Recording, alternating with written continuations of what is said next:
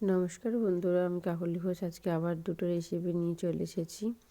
তো একটা করছি, দেখতেই পাচ্ছ। এটা হচ্ছে মূলো শাক।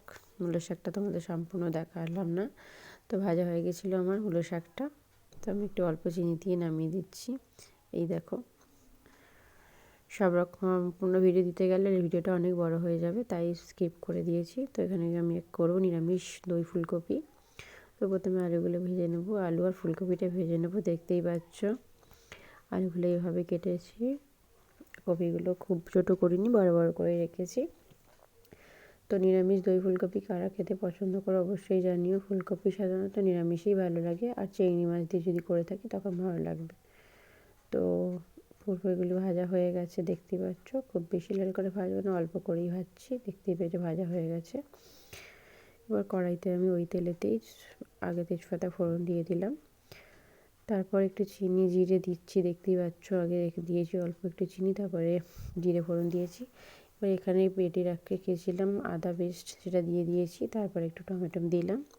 এবার এখানে দই, লঙ্কার গুঁড়ো, তারপরে ধনের গুঁড়ো 1 চামচ, হলুদ গুঁড়ো সব একসাথে ফেটিয়ে ভালো করে নিয়েছি, যেহেতু দইটা ওখানে আছে। এবার তেলে দিয়ে দিচ্ছি, দেখতেই পাচ্ছ। তেলটা নাড়াচাড়া। তো মশলাটা কষানো হয়ে গেলে তারপরে আমি ফুলকপিগুলো অ্যাড করব। এই দেখো আমার মনে হয়ে গেছে, কালার হয়েছে। একটু মশলাটা কষানো হয়ে গেলে ফুলকপি আলু ভাজাগুলো আমি দিয়ে দিলাম। দিয়ে কেমনভাবে রান্না করো সেটাও জানিও। তো এবারে আমি একটু ভালো করে ফুলকপিগুলো আলুগুলো দিয়ে কষিয়ে নেবো। এই দেখো আমার কষানো কমপ্লিট হয়ে গেছে। তারপরে আমি একটু গরম জল খুব বেশি ঝোল করব না, হালকা গ্রেভি গ্রেভি মতনই করব। তো সম্পূর্ণ রান্নাটাই আজকে নিরামিষ করেছি।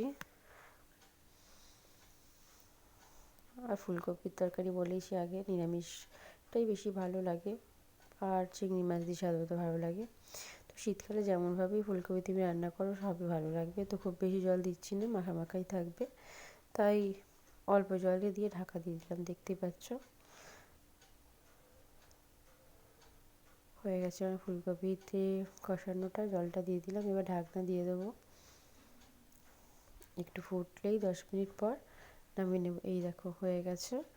কম আঁচ করে রেখেছিলাম, খুব বেশি জল দেবো না বলেছি। এবার গরম মশলাটা অ্যাড করলাম, এবার নামিয়ে নেব।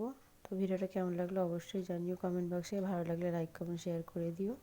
এই দেখো কেমন হয়েছে, কালারটা জানিও। টাটা বাবু। এই